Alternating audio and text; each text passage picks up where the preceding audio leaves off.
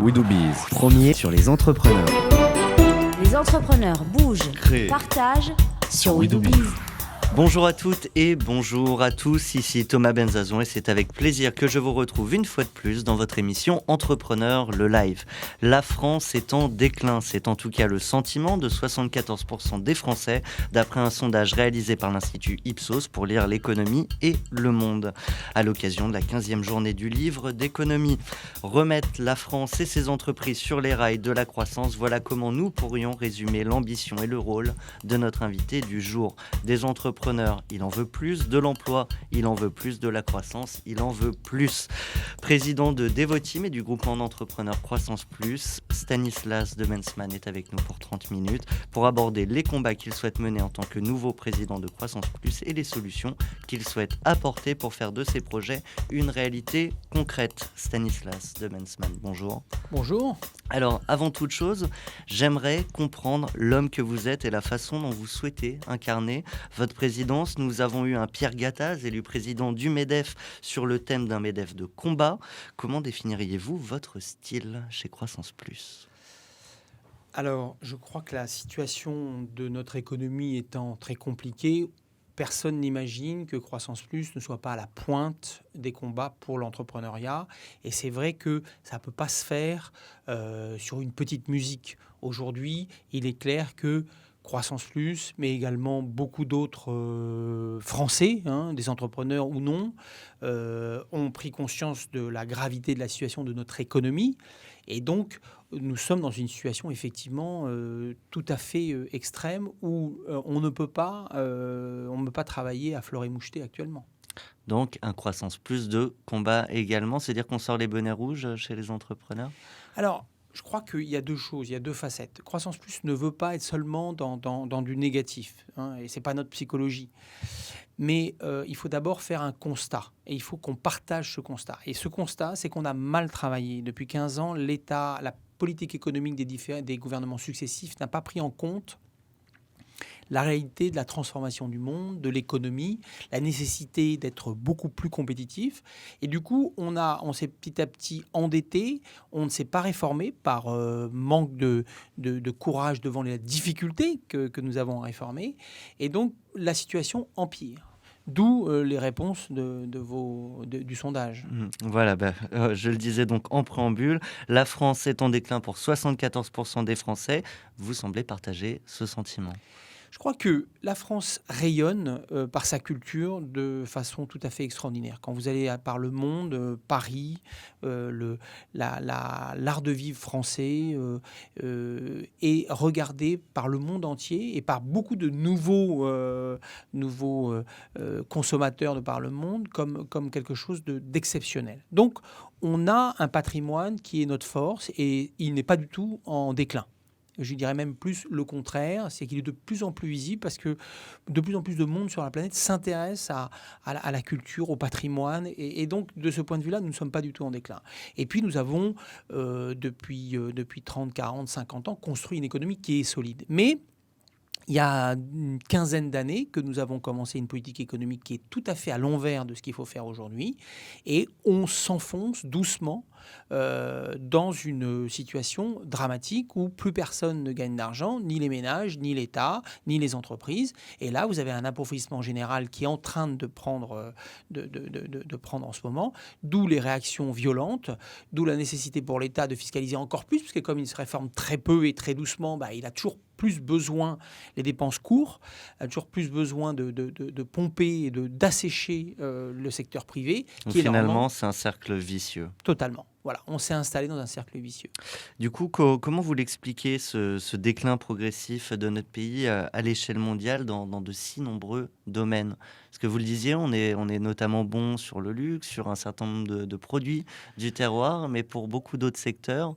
Nous sommes comme un sportif qui ne s'est pas entraîné, qui n'a pas travaillé correctement et dont les muscles ont fondu. Et donc maintenant, on voudrait repartir de l'avant avec une économie mondiale qui donne des signaux pas toujours très clair, mais plutôt de redémarrage. Et nous ne repartirons pas si nous ne reconstruisons pas notre capacité, je dirais, de muscle économique. Donc, comment fait-on ? C'est exactement ma question. Quelles sont les propositions de Croissance Plus pour remettre la France sur les rails ? Le combat central de Croissance Plus, c'est un constat, l'effondrement des marges brutes des entreprises françaises, dû à la rigidité du marché du travail, aux 35 heures et à une fiscalité écrasante. Et donc, cet effondrement de marge, si nous ne le reconstituons pas, donc on est à peu près à 27% de marge brute en moyenne, plus bas niveau depuis 30 ans. Si on le compare à d'autres pays européens, on est 10 points en dessous. Voilà, entre 7 et 10 points en dessous. Donc ce que nous disons, nous lançons un appel au gouvernement, ça fait déjà plusieurs mois qu'on leur dit, il faut reconstituer les marges des entreprises françaises pour retrouver de l'autofinancement, également de l'attractivité par rapport aux investisseurs, parce qu'évidemment, moins vous gagnez d'argent, moins vous êtes attractif vis-à-vis des investisseurs, pouvoir réinvestir dans des gammes de produits, du marketing, du commerce, et donc reprendre notre marche en avant que nous sommes parfaitement capables de faire, puisque nous avons un tissu d'entrepreneurs, au moins de créateurs, d'envie, qui est largement au même niveau que les autres, et sinon mieux, de créativité supplémentaire. Nous sommes très bien placés pour la création dans les startups, les idées, l'innovation, mais ce qui ne passe pas, c'est le développement. Et pourquoi ? Parce que c'est immédiatement étouffé par cette bureaucratie qui étouffe notre pays. et donc des investisseurs qui ne permettent pas à nos startups innovantes de grandir beaucoup plus vite qu'elles le devraient. Voilà, des investisseurs. Les investisseurs, il y en a, tout à fait insuffisamment, mais il y en a. La chaîne de financement, elle est assez chaotique en France, donc on travaille pour la rendre plus fluide. Mais par contre, ce qui est certain, c'est qu'aujourd'hui, vous avez des entreprises qui se créent. Vous avez à peu près 300 000 entreprises qui se créent chaque année, ce qui est un bon chiffre. Vous en avez après 10 ans les 2/3 qui ont disparu, et d'une certaine façon c'est normal. Une entreprise qui se crée, c'est extrêmement fragile. Ce qu'on se tue à répéter au pouvoir public, c'est que l'entreprise est très fragile, surtout à ses débuts, et ça c'est pas perçu, c'est pas compris, ou très mal compris.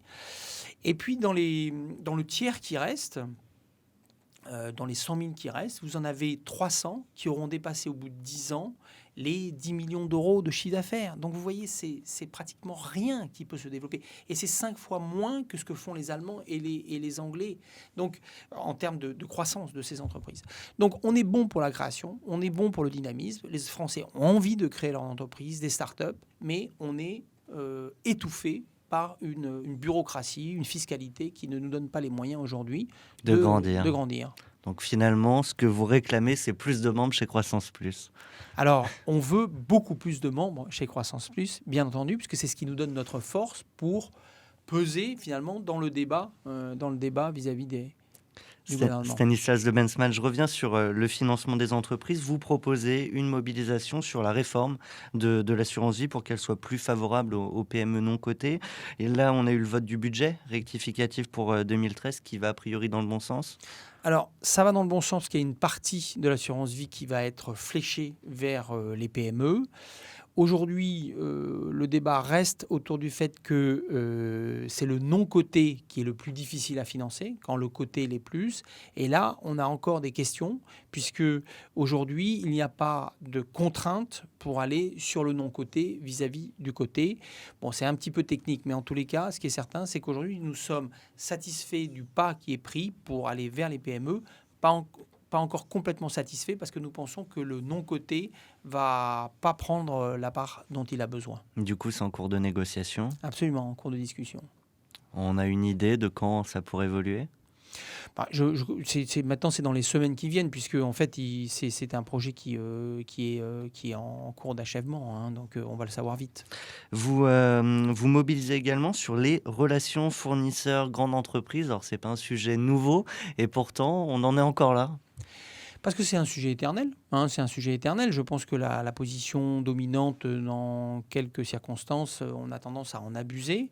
Donc il faut un cadre clair et il faut des grands acteurs qui soient dans une relation avec un esprit de responsabilité. Moi, ce que je dis souvent à nos grands clients, c'est que qui sont des partenaires au fond. On est dans un écosystème où tout le monde se tient. C'est-à-dire qu'aujourd'hui, la grande entreprise, ses salariés, elle a des cousins, des enfants, des frères, des des conjoints qui travaillent dans toute l'économie. Et si une grande entreprise n'a pas une attitude responsable, peut-être qu'à court terme, elle va gagner quelque chose, mais sur le moyen terme, elle perdra. Et tout le monde en pâtira. Donc, ce que l'on dit, c'est qu'il y a des très bons acteurs aussi. Croissance Plus a sorti avec la médiation un sondage sur la qualité des relations. On a vu qu'il y avait des très mauvais acteurs, des gens qui profitent dangereusement d'une position Le fameux dominante. numéro de bon de commande qui n'a pas été reçu pour gagner quelques semaines. Exactement. Et on voit que aujourd'hui on a un délai de paiement légal à 60 jours et on est plutôt à 70. Donc déjà, rien que sur ce chiffre-là, on voit bien que la loi est contournée. Alors voilà, il y a une loi, mais il n'y a pas de pénalité derrière. Alors, il y a un projet pour effectivement pénaliser plus les mauvais usages. Et je crois que c'est nécessaire. C'est nécessaire parce que nous poussons pour passer à 30 jours. Et ça, c'est un élément très fort je dirais, de qualité du tissu économique. J'y reviendrai peut-être. J'expliquerai pourquoi. Et il faut que les délais de règlement soient respectés. C'est indispensable. Si on est à 60 jours, c'est pas pour avoir des PME qui sont payées à 70 jours. Respectons la loi. Elle est importante. Alors d'après vous, est-ce que la pénalité médiatique serait plus efficace que la pénalité économique pour ces grands groupes ? En tous les cas, c'est ce qu'on a tenté avec Croissance Plus, et je crois que en fait, c'est un panel d'actions qui doit être mis en œuvre. Pourquoi ? Parce que c'est une multitude, une succession de décisions qui amènent les entreprises à maltraiter leurs fournisseurs. Et encore une fois, je le répète, c'est pas systématique. On veut plutôt positiver les meilleurs éléments, plutôt que forcément stigmatiser les entreprises qui ne sont pas parfaites. Beaucoup de grands groupes signent des chartes pour petit à petit instituer des règles qui soient claires, qui soient propres. Et après, ça doit se diffuser partout dans l'entreprise parce que, encore une fois, c'est des centaines de rouages qui se grippent parfois. Pas toujours avec la volonté du top management, parfois oui, mais pas toujours. Et donc, c'est un travail de fond. Il y a de la psychologie, il y a la publicité, bien sûr. Et puis, il doit y avoir également des contraintes. Quand on fait une loi, si on décide de faire une loi, il faut qu'il y ait des contraintes si on ne la respecte pas. Sinon, ne faisons pas de loi. Sur la fiscalité des entreprises, vous avez adressé un courrier aux ministres Moscovici et Cazeneuve, justement pour leur indiquer votre souhait d'être actif lors des prochaines assises de la fiscalité. Où en est-on et quelles seraient, a priori, si vous en faites partie, vos propositions en la matière ? Alors, la fiscalité, le financement, tout ça est un élément qui fabrique finalement l'écosystème dans lequel l'entreprise se situe. Donc j'ai parlé des 30 jours de délai de règlement, quelque chose que nous poussons et qui sera poussé peut-être lors de ces journées, peut-être pas, parce que les thèmes se cadrent petit à petit. Mais il faut savoir quand même que un jour de délai de retard de paiement, c'est 1 milliard d'euros de moins dans la trésorerie des PME. Donc on voit bien que cette demande de Croissance Plus qui est d'aller vers les 30 jours de délai de règlement, c'est la possibilité pour des PME d'être beaucoup plus offensif parce que mieux financé, mieux capitalisé. Cette trésorerie qui est dans leur caisse, c'est une façon d'être beaucoup plus offensif. Alors même que c'est les PME qui aujourd'hui ont le plus de mal à avoir accès au financement. Donc c'est très important et c'est une décision qui ne coûte pas d'argent à l'État. Aujourd'hui, on les cherche, ces solutions-là. Voilà, c'est une possibilité de financement du tissu économique de meilleure qualité. Et on voit que l'Europe du Nord, qui a une économie qui marche bien, est plutôt sur une base de paiement à 30 jours. Et l'économie du Sud, qui marche plutôt mal, est en délai de règlement de l'ordre de 100 jours. Enfin, bon, il y a 90 jours, 100 jours. Enfin, voilà, on voit des choses aberrantes de ce style-là.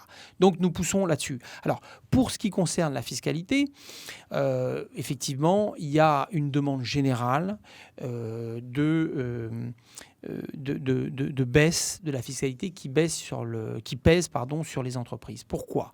On le disait, les entreprises françaises payent aujourd'hui, si on les compare par exemple aux entreprises allemandes, en termes de prélèvements obligatoires, il y a un différentiel de 100 milliards d'euros. ces 100 milliards d'euros, ils ne sont pas dans les marges des entreprises.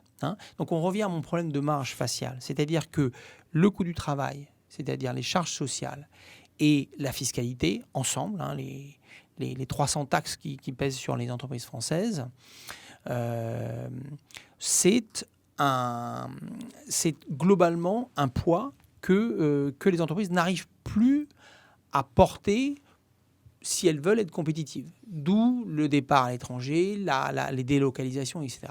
Donc, dans ces assises de la fiscalité, il va y avoir deux tendances. La tendance du gouvernement qui va dire essayons de faire quelque chose d'équivalent, mais de plus intelligent. Et nous qui allons dire, messieurs nos ministres, si vous ne prenez pas un geste très fort pour soulager les entreprises, vous n'aurez pas de réel effet sur l'emploi, sur le développement de nos parts de marché. Les parts de marché des entreprises françaises se sont effondrées. Depuis 10 ans, personne ne le dit franchement, nous avons perdu 35% de nos parts de marché à l'international. Alors, il y a eu des nouveaux acteurs qui se sont développés, donc ça peut s'expliquer un petit peu, mais nous avons la pire des performances. Donc, le combat de Croissance Plus, c'est vraiment de dire, messieurs les gouvernements, vous devez faire une baisse très importante de la fiscalité sur les entreprises. Alors, voyons les pistes, parce qu'il y a effectivement des sujets techniques à aborder à cette occasion-là. Mais la conclusion de ça, c'est que les entreprises françaises doivent retrouver un niveau de marge de l'ordre de 36-37%. C'est notre objectif. Et là, c'est des calculs simples. Il y a à peu près 120 milliards d'euros à économiser. Voilà. Et ces 120 milliards d'euros, il va falloir aller les économiser sur les dépenses publiques. Alors effectivement, on a 59% des Français qui pensent que pour relancer la croissance, il faut limiter le rôle de l'État dans l'économie française et donner justement aux entreprises le plus de liberté possible. Finalement, l'entreprise ne semble plus être un gros mot pour les Français. Est-ce qu'il reste quand même malgré tout encore une marge de progression pour les réconcilier avec leurs entreprises ? Finalement, peut-être que ça a du bon. On peut avoir une facette positive, voire une facette positive à cette crise. C'est qu'effectivement, ça a forcé les Français à regarder le sujet de l'économie non plus comme des spectateurs un peu passifs qui regardaient les entreprises croître, embellir, gagner beaucoup d'argent, éventuellement voir des choses qui peuvent les choquer sur des dépenses, etc. Mais voir que surtout, une entreprise qui marche, c'est de l'emploi pour eux. Ils voient également que peut-être une entreprise qui marche, elle va aussi augmenter ses salaires et en se développant, elle paiera plus d'impôts, mais ça c'est déjà un peu moins visible. Et puis une entreprise qui ne marche pas, ça licencie et puis ça ferme. Donc je crois qu'effectivement, on touche du doigt la fragilité de l'économie et des entreprises à l'occasion de cette crise. Et ce sentiment qu'on a pu avoir que les patrons s'en mettent plein les poches, qu'ils sont finalement pas solidaires de la société. Je crois que à l'occasion de cette crise, on voit bien, parce qu'il y a beaucoup de morts et donc du coup il y a beaucoup de chômage, on voit bien l'utilité sociale de l'entreprise. Alors l'entreprise, elle ne doit pas faire du social, l'entreprise, elle doit créer de la richesse et en diffusant cette richesse dans le pays, elle va créer de l'emploi, elle va créer des budgets. Et ça, je crois que c'est effectivement une prise de conscience, doucement. Il y a encore, comme vous disiez, du chemin, parce que je crois que les mécanismes économiques ne sont pas forcément compréhensibles instantanément. Il y a besoin de rentrer dans le processus économique pour le comprendre. Et ce n'est pas le job de tout le monde d'être économiste. Ça veut dire qu'on ne nous l'a peut-être pas appris. Alors, d'abord, on n'a pas appris grand-chose à l'école, parce que le système éducatif n'est pas tourné vers l'entreprise, c'est le moins qu'on puisse dire. Donc là, il y a du travail à faire.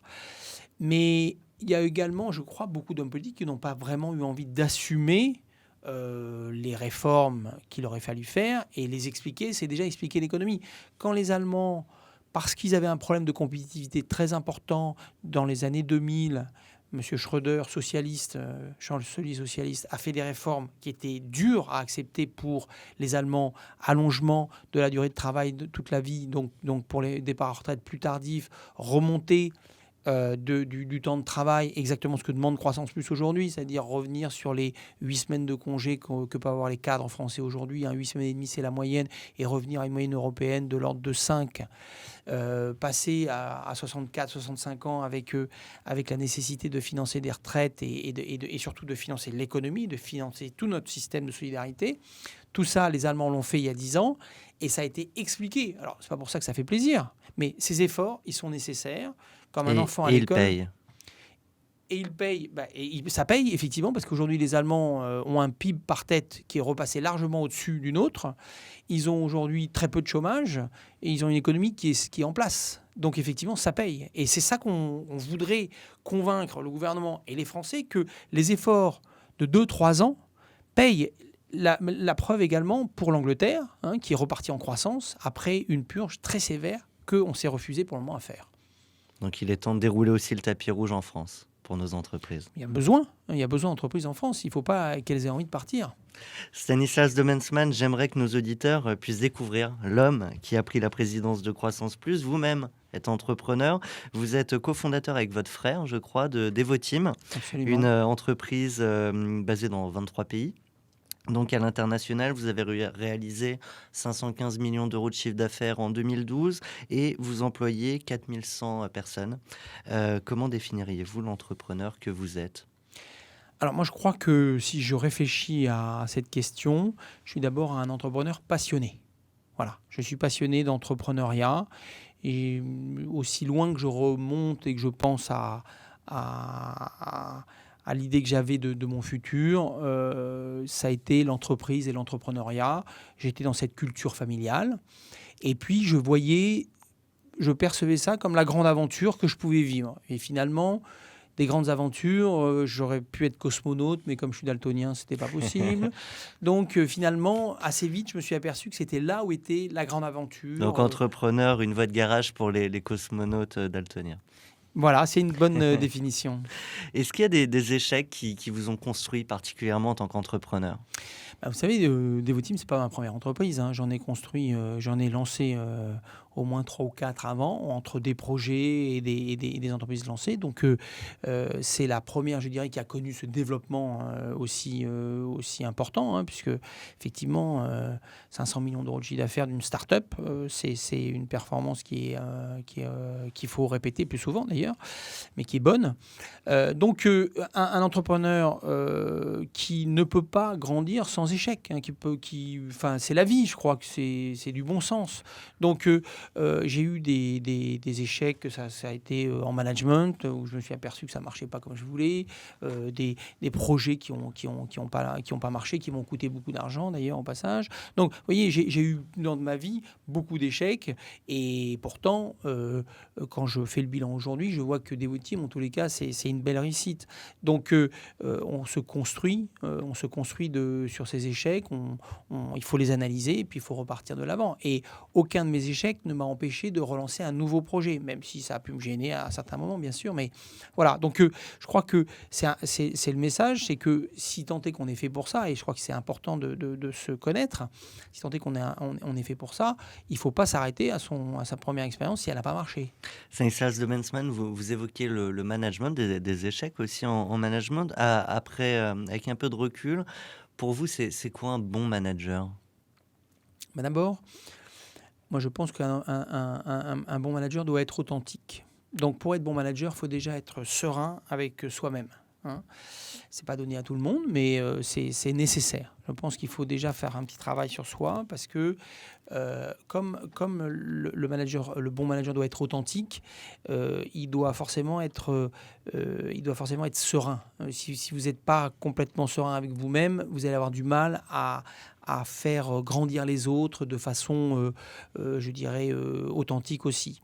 Donc, il y a de l'exemplarité. Je crois que le manager doit être authentique, puis il doit être exemplaire. Et puis, il est absolument nécessaire aujourd'hui, on vit un bouleversement profond de notre culture, d'être beaucoup plus dans le leadership, dans l'animation, dans l'information, que dans l'ordre directif. Il faut savoir être exigeant, il faut savoir être très exigeant. Enfin, moi, c'est ma vision de l'entreprise. Mais cette exigence-là, elle passe par beaucoup d'exemplarité, de l'explication, beaucoup de communication, de l'explication. Pourquoi on fait ça, pourquoi on y va, etc. Bon, c'est maintenant, je crois, pas mal rentré dans les entreprises, mais c'est pas toujours facile à gérer au jour le jour. Donc de l'exigence, de l'exemplarité, voilà, c'est ça, de l'authenticité. On le disait, vous avez lancé l'entreprise avec votre frère. Alors pourtant, on dit toujours surtout, n'entreprenez n'entreprenez pas en famille, n'entreprenez pas avec vos amis. Finalement, c'est l'exception qui confirme la règle ou finalement, ça ne veut rien dire, toutes ces choses qu'on nous dit, oui. Non, je crois que une bonne association pour une start-up, c'est une association de compétences. Donc, ce qu'il ne faut pas, c'est finalement partir avec quelqu'un, un ami, une connaissance, un frère, un père, que sais-je, juste par hasard, sans avoir un petit peu réfléchi à ce qu'on s'apporte et quelle va être la dynamique qui va être apportée par les hommes et les femmes qui composent cette start-up. Donc, si cette dynamique, cette association de compétences, vous l'avez avec un frère et que vos personnalités s'accordent, parce que je crois que c'est très important quand même pour avoir vécu cette phase-là. Est-ce qu'on se fâche pas plus entre frères ? Je crois pas. Je crois qu'on se fâche si justement... Comme on des n'a bons pas, associés doivent se fâcher à certains moments. Voilà, je crois. Mais je dis pas que... Enfin, c'est un peu votre remarque. Je ne dirais pas associez-vous en famille. Et à l'inverse, je dirais ne jamais s'associer en famille est également aberrant. Voilà, c'est uniquement une histoire d'alchimie et de compétences. Et si vous avez la bonne alchimie, c'est encore mieux parce que ça vous apporte une confiance, une solidarité que d'autres situations ne vous apporteront pas. Un mot sur la gestion de la croissance. On dit souvent que c'est difficile d'aller la chercher, mais une fois qu'on l'a, elle est difficile aussi à gérer. Votre conseil à vous, ce serait quoi ? Il y a une difficulté à gérer la croissance, c'est absolument évident, puisque ça va vous amener des problèmes de trésorerie, des problèmes humains importants. C'est tout est la croissance rapide vous apporte les problèmes encore plus rapides et encore plus importants. Les mêmes problèmes qu'une entreprise, mais avec plus de force, voilà. Donc, je crois que vous êtes obligé de plus anticiper. Ça veut dire prendre un peu de temps. Or, quand vous êtes dans la croissance rapide, vous avez du mal à sortir du temps de l'opérationnel pour réfléchir. Et puis, je crois qu'il y a malheureusement la nécessité de garder beaucoup de lucidité par rapport aux équipes, parce que si vous ne voulez pas vous planter, une fois que vous avez bien fait attention à tous les aspects financiers de gestion de la croissance, et ça c'est très très important, vous devez, et ça c'est incontournable, je le répète, c'est vraiment très important. Après, vous devez vous préoccuper de la capacité de votre équipe que vous avez recrutée pour faire 10 et tout d'un coup elle fait 50 et bientôt elle ne pourra pas supporter. Donc très vite, derrière l'aspect financier qui est indispensable à regarder de très près, vous devez vous concentrer sur qui sont les talents que j'ai dans mon entreprise, comment je leur donne de l'air, comment je vais chercher des nouveaux et comment je fais accepter à ceux qui étaient là au début de ne plus être les leaders quand ils ne peuvent plus l'être. Je pense que c'est un des sujets à traiter très vite. Vous évoquiez le temps nécessaire pour l'entrepreneur. Le temps justement nous est compté. On passe donc tout de suite aux questions flash. Stanislas Demensman, que diriez-vous à un entrepreneur qui vous expliquerait que de toute manière, on ne peut pas entreprendre en France ? Je dirais, regardez les chiffres. Les chiffres montrent que c'est possible, qu'il y a beaucoup de créations d'entreprises. Par contre, ce que je lui dirais, c'est que oui, il faut créer son entreprise si on a l'envie. Voilà. Oui, c'est possible de le faire en France. Il y a du financement. Il n'est pas si simple, mais il y en a. Et que de toute façon, pour démarrer, il faut mieux être dans son écosystème. Là où on connaît son réseau, là où on a ses ouvertures. Après, ce que je lui dirais, ce que je lui conseillerais avec plaisir, c'est qu'il faut vite aller à l'international parce qu'effectivement, pour les prochaines années, le marché français sera difficile. La croissance est là aussi, à l'international. Cette semaine, les innovations et les acteurs du web internationaux, justement, étaient à l'honneur pour 3 jours à Paris pour la conférence Le Web. Diriez-vous que le non-déclin de la France repose surtout dans les mains de nos startups innovantes ? Je crois qu'il n'y a aucun doute là-dessus. L'avenir de notre pays, c'est l'innovation, les startups, c'est tout ces bouillonnements d'énergie qui se situent à cet endroit-là. Et bien sûr, tous les acteurs sont importants, les PME, les ETI et les grandes entreprises. Mais si on laisse les startups grandir dans notre pays, c'est là où se situe la création d'emplois la plus importante et la création de richesse la plus importante et la seule solution pour rester à notre place. Vous avez suivi les échanges de tweets entre Arnaud Montebourg et Xavier Niel ? Un peu, comme tout le monde. Vous avez un avis ? Oui, bien sûr. L'avis, c'est que dans un cadre normal, il faut absolument laisser la concurrence jouer parce que si vous n'avez pas de concurrence dans un marché, tout le monde s'endort, les prix ne baissent pas, il n'y a pas de productivité et c'est à la fin le consommateur qui sera pénalisé dans un premier temps. Puis dans un deuxième temps, l'entreprise, elle va mourir aussi parce qu'elle trouvera bien un concurrent finalement qui arrivera lui à la faire bouger. Donc la concurrence est indispensable et je pense qu'aujourd'hui, la petite musique protectionniste qu'on peut entendre chez Madame Le Pen, chez Arnaud Montebourg, est une musique catastrophique qu'il faut absolument combattre tous les jours. Bon, maintenant, la petite nuance que j'aurais par rapport à ce discours général, c'est que le télécom étant régi par une haute autorité, il y a des distorsions de concurrence un peu dans tous les sens. Et là, malheureusement, les Français sont un peu champions du monde pour créer des problèmes et en rajouter un en créant la solution au premier problème. Un peu comme avec les taxis. Voilà, bien sûr, les taxis, ça fait très longtemps qu'on aurait dû s'attaquer à ce sujet-là. Personne n'ose. Personne ne veut les grèves, donc personne n'ose. Et aujourd'hui, on a une concurrence qui est compliquée à gérer parce qu'il y a une distorsion de concurrence. Vous êtes joueur, Stanislas Demensman ? Je vous propose un jeu, en fait. Je vous propose de sortir votre portable. Oui. Et si vous deviez écrire tout de suite, en direct de We Do Biz, un tweet à Arnaud Montebourg, quel serait-il ? Et je vous propose, si vous êtes d'accord, bien sûr... Mais avec plaisir, parce tweeter. que j'ai plein de choses à lui dire à Arnaud Montebourg. Donc il faut qu'il s'intéresse aux entreprises. Il le fait, mais un peu moins dans la com et un peu plus sur un travail de fond. Je vous laisse l'écrire. Voilà. Et quant à nous, chers auditeurs, on remercie Stanislas Demensman, je le rappelle, cofondateur, dirigeant de Devoteam, également président de Croissance Plus, d'avoir été avec nous pour 30 minutes. Et quant à vous, chers auditeurs, on se retrouve très prochainement pour votre émission Entrepreneur le Live. Merci. Merci.